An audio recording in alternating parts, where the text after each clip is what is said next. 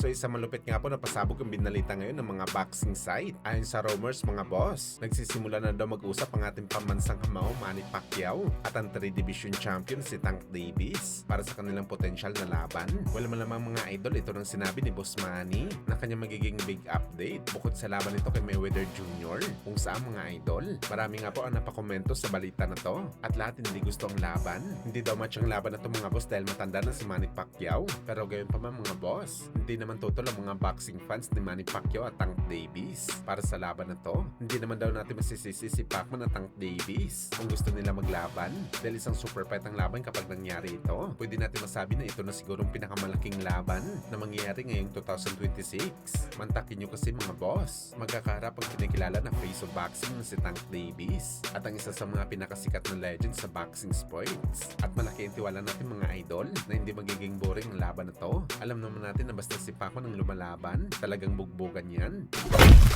Samantala bukod sa pasabog sa laban ni Pacman at Tank Davis mga idol, opisyal na din inanunsyo ang laban ni Conor Benn at Ryan Garcia na mangyayari sa September 12 sa Las Vegas para sa WBC welterweight title. Napakasolid ng laban na to mga boss dahil maglalaban ang pinakasikat na fighter sa 147 pound. Akala natin mga boss, hype lamang na maglalaban si Ryan Garcia at Conor Benn, pero totoo pala at credit ito para kay Ryan Garcia mga boss dahil siya lang merong bayag na lumaban kay Conor Benn. Malaking mama kasi itong si Conor Benn mga boss. Malamang sa oras ng laban nito kay Bagito, middleweight na ang timbangan nito. Nakalabanan ni Conor Benn si Chris Eubank Jr. na isang natural na 168 pounder. Pero gayon pa man mga boss, mabilis at malakas naman si Ryan Garcia. Para sa sariling opinion natin mga idol, mahirap talaga talunin si Ryan Garcia sa bakbakan. Meron kasi ito dalawang importanteng bagay sa bakbakan. Ang sobrang bilis na may kasamang lakas. Nakita na natin ito mga idol sa laban ni Bagito at Devin Haney. Nakala ng iba mabilis daw si Haney, pero hindi ito umubra sa galawan ni Bagito sa bakbakan.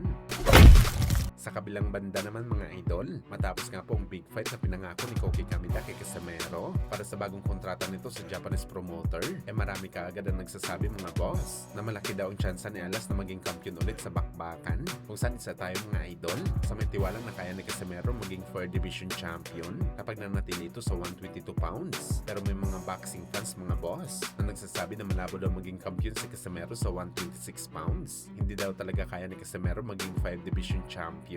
Masyado malalaki daw ang mga fighter doon sa 126. Pero sa totoo lang mga boss, hindi pa talaga natin masabi ang bagay na to kung hindi kaya ni Casimero maging 5 division champion. Nakita kasi natin ang galawan noong nakaraan mga boss ng WBC champion na si Carrington. At para sa akin mga idol, malaki ang chance ni Casimero kapag si Carrington ang nakalaban nito sa featherweight division.